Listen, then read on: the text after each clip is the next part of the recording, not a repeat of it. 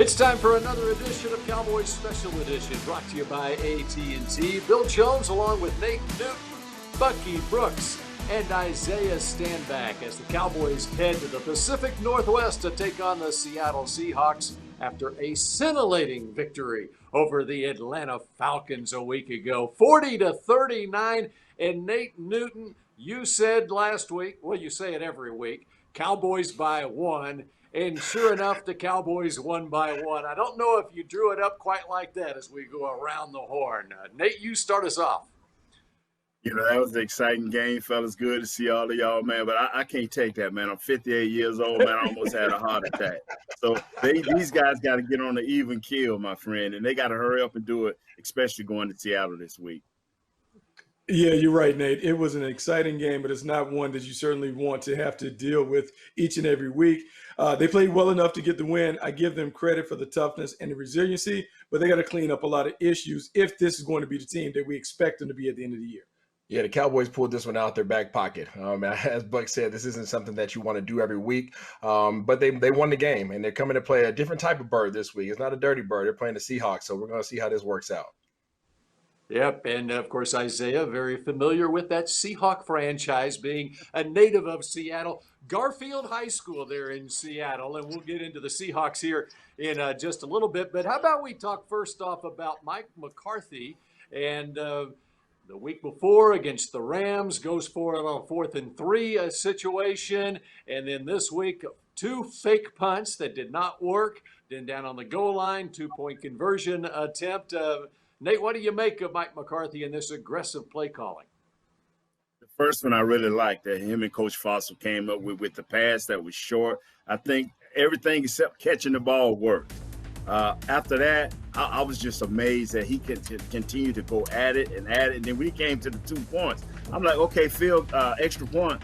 All of a sudden, wow, hey, he's a gambler. You may not want to be called it, but he's a gambler. Yeah, Nate, like that, he gets credit for his efforts, but I don't like it. I think what he has done is he's gone too far in the other direction. 0-3 on 4th down attempts. The 2-point conversion was too early. And look, the fate of the football gods enabled the Cowboys to have everything fall their way for them to get the win. But right now, his management is a concern. And look, it can cost the Cowboys game if he doesn't tighten it up going forward. Yeah, these guys already alluded to it. I mean, I'm not a fan of his decision-making that he's made so far. To Nate's point, I did like the first one. That was very fresh of him to create something like that. I've never seen it in my entire career. But the other ones were just a little bit too much. I mean, it ends up being on the opposite side where he puts his defense in a bad position. And with the numbers that these guys have on that side of the ball right now, it's not a risk that he can take. And, of course, Mike McCarthy had great success at Green Bay.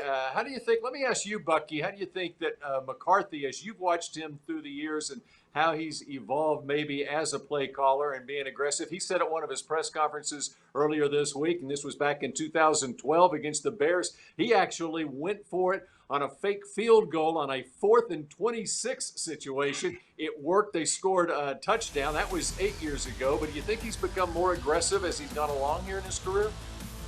He has become more aggressive because I think the year off, he listened to all the outside noise. All of the people that took shots at him in terms of why he was dismissed from the Green Bay Packers. They talked about a conservative style, not being edgy enough, not being creative enough with Aaron Rodgers. It all filters into it. And look, we all are humans. We all kind of feel emotions, particularly when people are criticizing us. I think he has taken those critiques and tried to swing in the complete opposite direction. And I just don't think that's who he is at his heart. I think he has to play to his personality, and he hasn't necessarily called the game like that. All right, we're just getting started here on Cowboys Special Edition. So much to get into with the Seattle Seahawks, starting with the quarterback, Russell Wilson, who is playing as well as any quarterback in the league right now. More of Cowboys Special Edition brought to you by AT&T in just a moment. Special Edition, presented by AT&T, is brought to you by Ford. Visit your local Ford dealer. Ford is the best in Texas. Geico. 15 minutes could save you 15% or more on car insurance. Salvation Army, doing the most good. And by AT&T.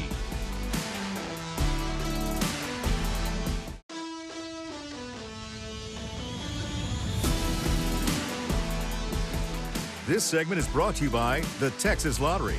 Play the new Sevens scratch tickets from the Texas Lottery. With top prizes up to $977,000. There's a Sevens scratch ticket for everyone. So play today. I mean, he's playing at a great level.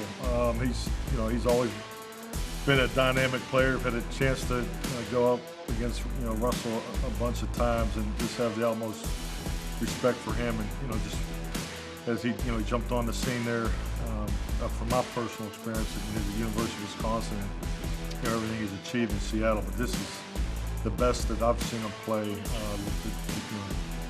Just the big plays that he's put on film the first 2 weeks of the season are exciting, and it's going to be a big challenge for us. Mike McCarthy on Russell Wilson. It's brought to you by Auto Nation as we welcome you back here to a special edition about the Seattle Seahawks. They're 2-0 to start the season. Russell Wilson has 9 touchdown passes, best passer rating in the league. Isaiah, Russell Wilson will be a handful for not only the Cowboys, but any team this year, right? Absolutely. Russell Wilson is playing MVP caliber football right now. He's honestly been doing it his entire career. He's actually just been disrespected in that regard. But he's playing great ball. He's always been known as a bus driver and a game manager, but now he's really becoming the guy on this team. He's really becoming somebody who is dominant at this position. These guys are going to have to get internal pressure if they want to cause him any problems, because playing man-to-man is going to present a problem matchup-wise, and trying to sit back and zone is not going to work either, because he's going to be able to dish the ball around. Worst thing they did for Russell Wilson is gave him DK Metcalf, Lockett, and a host of talent around him. Now he's more than a game manager. This guy is running the game. He sets tempo. Great player. He is a fantastic player, and I think we're beginning to see him kind of go to the next level. Look, Isaiah talked about him being disrespected because he has played at an MVP level in the past, but now the Seahawks are doing something different. They're letting him cook, meaning putting the ball in his hands early, letting him throw it all over the yard, and we've seen this offense explode with him really taking on a bigger role. Talk about 2 great defensive players, 2 elite defenders on the Seattle defense, the middle linebacker, Bobby Wagner, and then they pick up Jamal Adams. Let's talk about Adams from Hebron High School, just down the road from us here in Dallas. But how has he impacted this Seattle defense, Isaiah? He's brought a fire to these guys. These guys obviously were missing. They've been having that void ever since Earl Thomas. So he brings that energy. He brings that fire, that desire. He's obviously an all-pro safety who's coming down and being very aggressive in this defensive scheme. Ken Norton's using him all over the place. He's running around hitting people, and he's making these guys play with a renewed energy. He's just spectacular, man. Cowboys had a shot at him. Action price was a little too steep, but I tell you what, I'm with you there, Isaiah. He's doing everything for this defense. He bringing back the Legion of what? Boom, they're there. Hey, Jamal is a unique playmaker, and I want to give Pete Carroll and Ken Norton Jr. credit. What they did is they dug in the playbook that they had at USC, and they're using them like Troy Polamalu. When you look at the numbers, he leads the team in tackles, sacks, tackles for loss, quarterback hits. He is down around the box, and he is creating disruption near the line of scrimmage. He is a force, and he is someone that the Cowboys certainly have to keep an eye on. I'm not a math major, but he is on track to have a 16-sack season as a safety and really making an impact for the Seahawks. All right, when we continue here on Special Edition, we're going to hear from Cowboys COO Stephen Jones. This segment was brought to you by the Texas Lottery. Play the new Sevens scratch tickets from the Texas Lottery. With top prizes up to $977,000. There's a Sevens scratch ticket for everyone. So play today.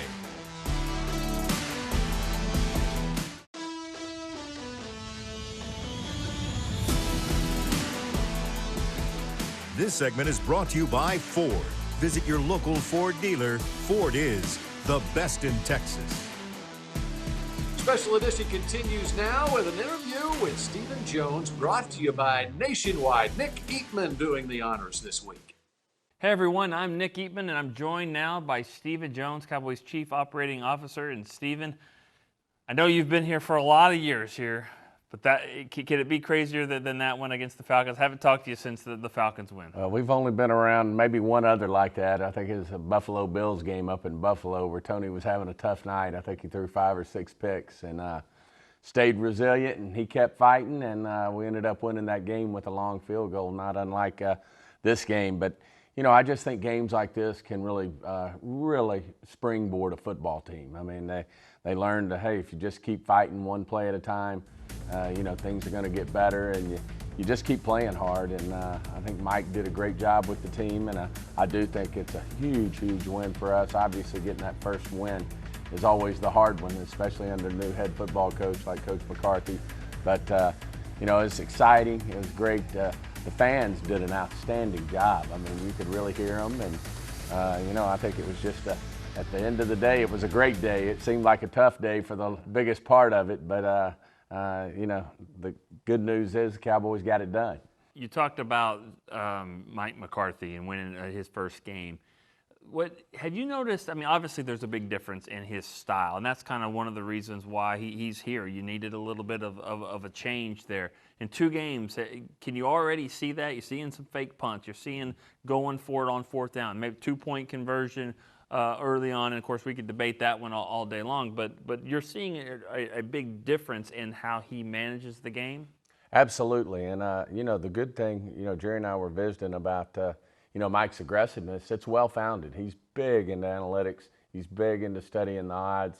As you know, this day and time in the NFL, I think you have to be aggressive to win these football games. Now, so far, a few of Mike's aggressive decisions hadn't gone his way, which only tells me because he plays the odds and he's an analytics guy.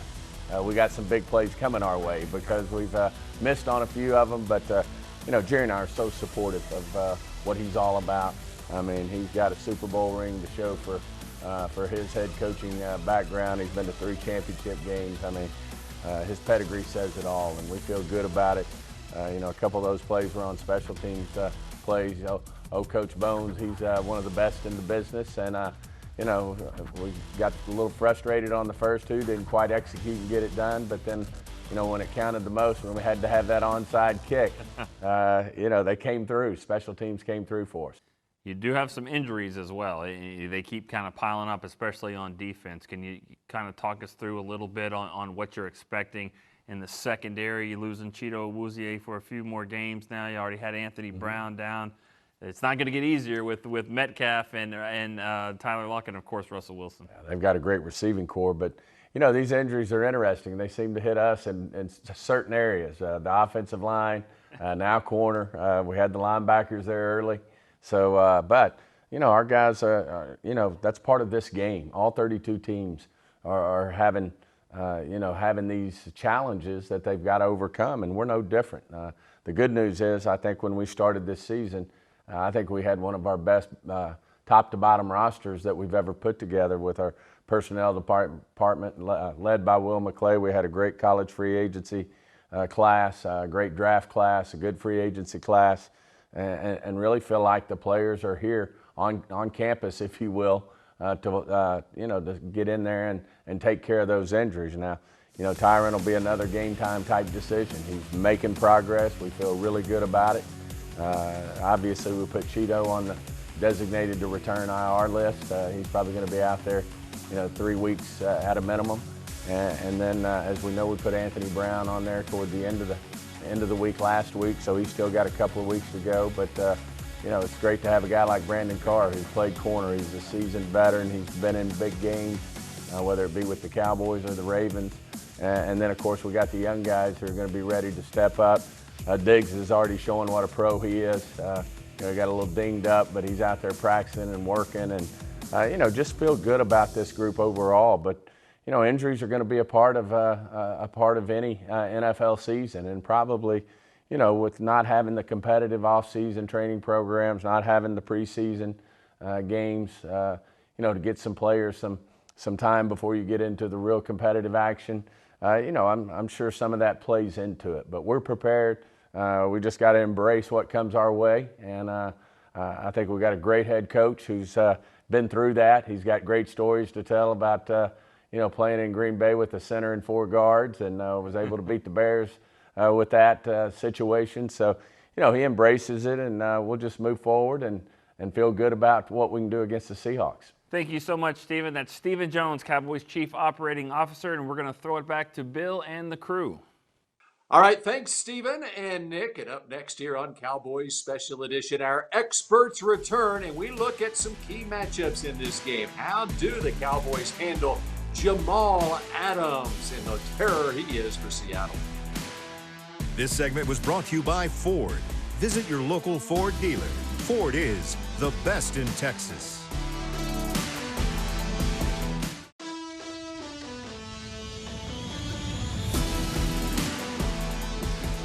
This segment is brought to you by AT&T.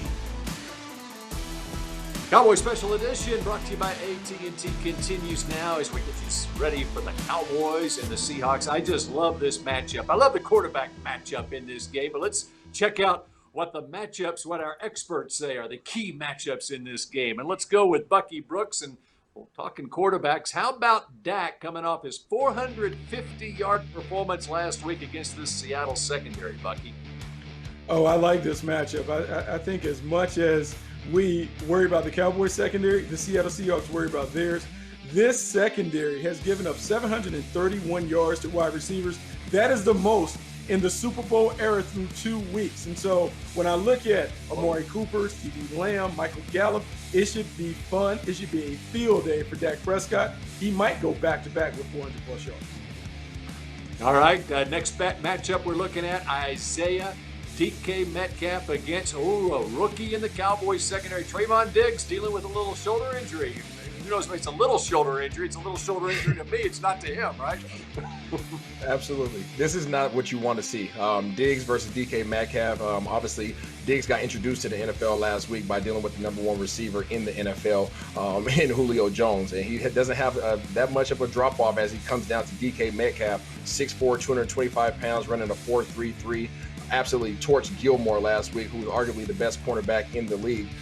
Diggs has some problems, and obviously missing 2 practices this week is not helping him. It's not to his advantage, so you better strap up. And Nate, your matchup of the week, the Pro Bowl middle linebacker for the Seahawks, Bobby Wagner, the Pro Bowl running back for the Cowboys, Zeke Elliott. Yes, he's the guy that lines everybody up. He's a playmaker. He's a pass rusher. He's a cover guy. He can do it all. But it's also KJ Wright is up there making plays. And let's not forget Jamal Adams. He's a hybrid linebacker. So this offensive line and Zeke have their hands full. All right, those are just some of the key matchups as the Cowboys take on the Seahawks. Cowboys looking for their second straight win. Seahawks looking to get to 3-0 on this young season. And when we come back here on Cowboys Special Edition, it's the keys to a Cowboys victory in Seattle. This segment was brought to you by AT&T.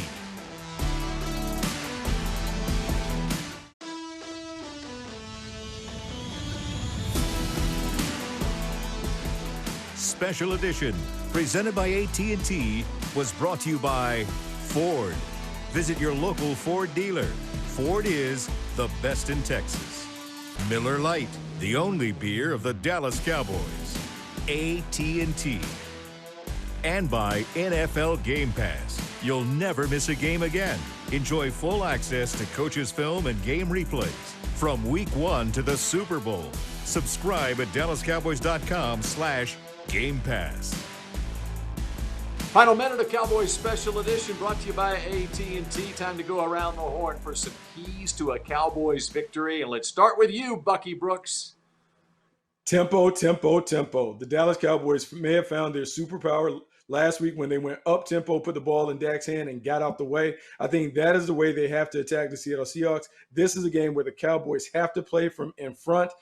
We know that Russell is dangerous. They got to play from in front. And I think it comes down to the defense. Can they disrupt Russell Wilson? Can they move him off his mark? Will this defensive line that we've invested so much into actually get a push up the middle? That's what it's going to depend on.